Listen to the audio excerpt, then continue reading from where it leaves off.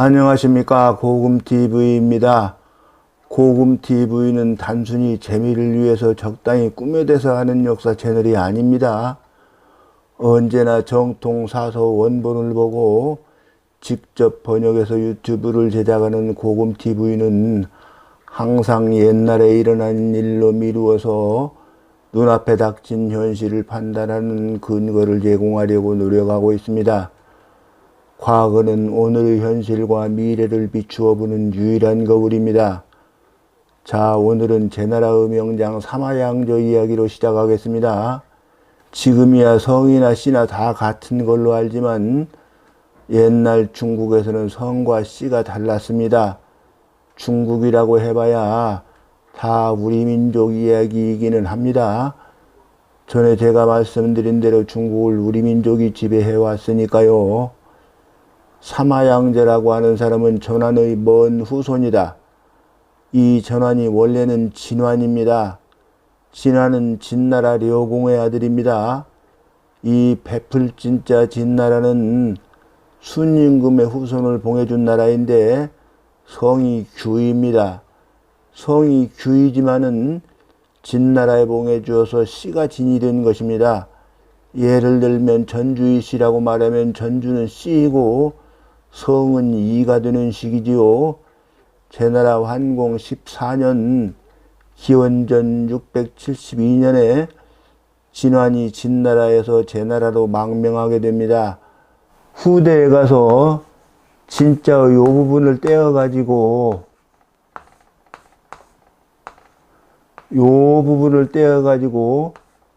전씨로 성을 바꾸게 되죠.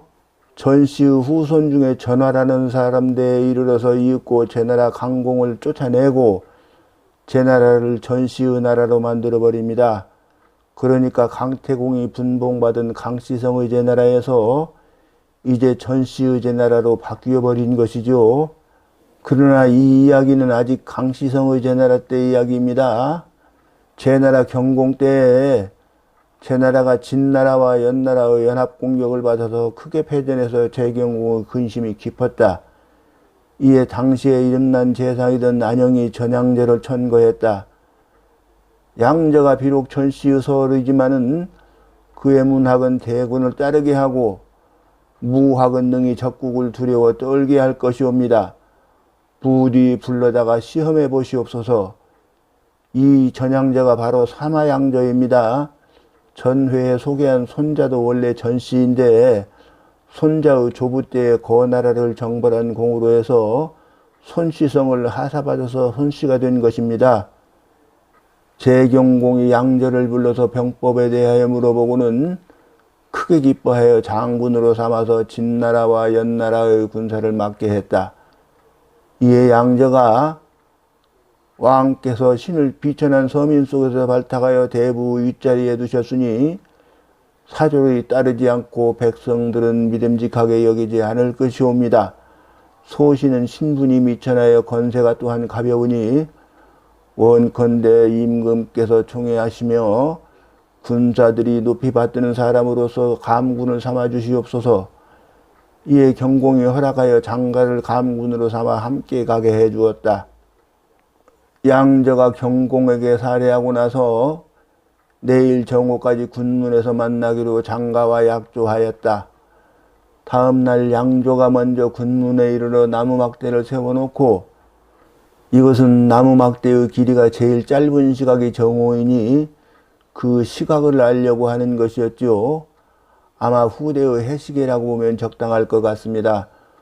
또 물시계까지 설치해놓고 장가를 기다렸다. 장가는 평소에 임금의 총애를 믿고서 남을 깔보고 잘난 체하는 사람이었다. 또 장군인 사마양저가 이미 군문에 들어갔고 자기는 감군이니 별로 급하지 않다고 생각했다. 또 송별할 적에 친척과 좌우가 장가를 머물러 두고 한낮이 될 때까지 마시게 하니 정오가 되었는데도 장가는 군문에 도착하지 못했다. 막대의 그림자는 기울고 물은 다 새어 내려가 버렸다. 할 수 없이 양저는 군문 안으로 들어가 대우를 정비하고 군을 조련하였으며 약조를 거듭 명확히 하였다. 북을 치면 공격하고 징을 치면 후퇴하는 등의 약조를 말하는 것입니다. 그런 뒤에 저녁 때가 되어서야 장가가 군문에 도착했다. 왜 그리 늦었는가? 예, 제가 대부나 친척들과 송별하느라고 좀 늦었습니다. 장수가 임금의 명을 받으면 그날로 집안일을 잊어야 하며 군에 임하여 군령을 받으면 친척을 잊어야 하며 북채를 잡고 북을 급히 칠 때면 내 몸을 잊어야 한다. 지금 적국이 깊이 쳐들어와 도성한 사람들의 마음이 동요하고 있으며 사졸들은 국경에서 땡볕 아래에 목숨을 내걸고 싸우고 있으며 임금은 뭐 편히 잠들지도 못하고 먹어도 입맛을 모르고 있으며 군사들이 다 임금께 목숨을 맡겨놓고 있거늘 어떻게 한가롭게 송별 따위를 하고 있었더란 말이냐 하고 호통을 치고 군법직 뱅관을 불러 물었다. 약조한 시간에 늦은 사람은 어떻게 벌해야 되는가? 참수형에 해당합니다. 이에 놀란 장가가 급히 경공에게 사자를 보내 자기 목숨을 구해주기를 청했다. 그러나 사자가 이르기도 전에 참수해버리고 장가의 시체를 삼군에 조리돌려 삼군의 군열들을 모두 전율하게 했다. 뒤늦게 부제를 주어 보내어 하여금 장가의 목숨을 구원하게 해주라는 경공의 사자가 도착하였는데 이때 이 사자가 군문에 수레를 몰고 들어왔다. 양저가 말합니다.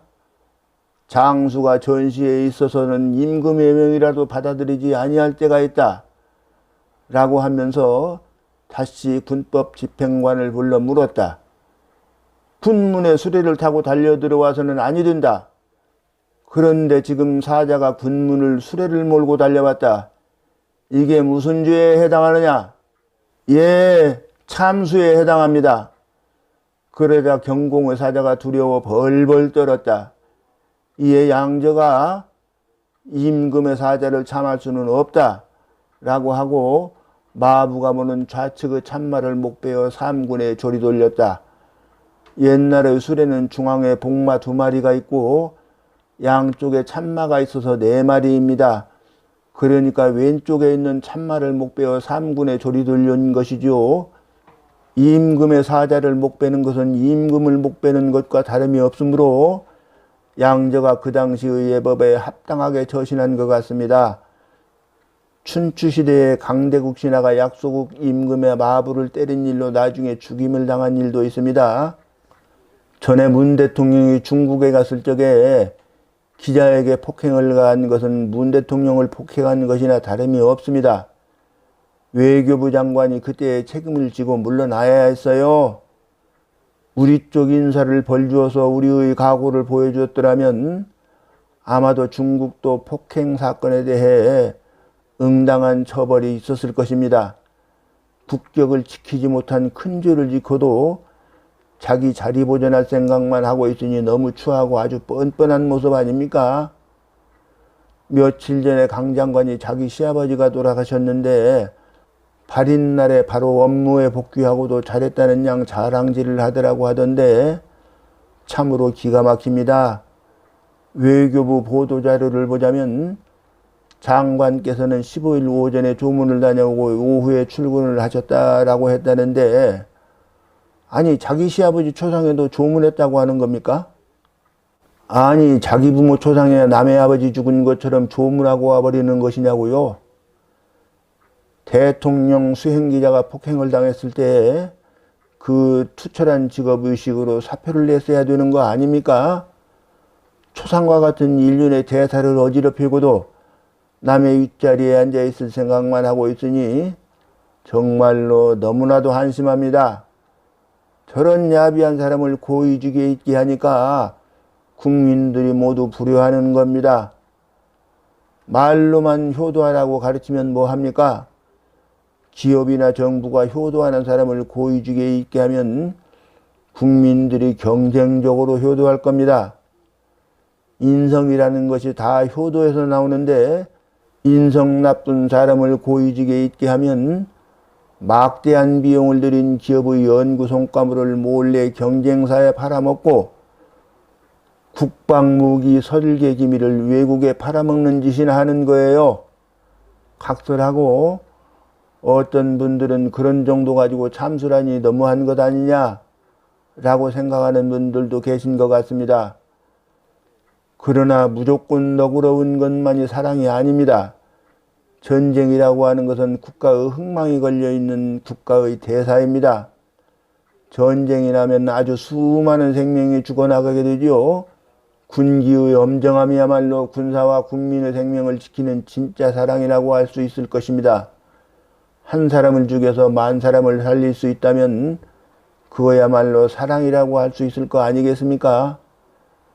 아녀자 같은 사랑은 오히려 자식을 망치고 해이 된 군기는 나라를 망치게 되는 법이죠. 요즘처럼 해이 된 군기 때문에 북에서 귀순해온 병사가 문을 놓고 할 때까지도 까맣게 모르고 있는 병사들이 어떻게 국가의 안위를 지킬 수 있겠습니까? 6.25 동란 때의 전쟁 영웅인 메가더 원수가 이런 말을 남겼습니다. 작전에 실패한 지휘관은 용서받을 수 있지만 경계에 실패한 지휘관은 용서받을 수 없다. 이 북한 병사가 만일 나쁜 마음을 먹고 넘어온 병사였더라면 이 한 사람에 의해 부대 전체가 전멸되었을 수도 있는 겁니다.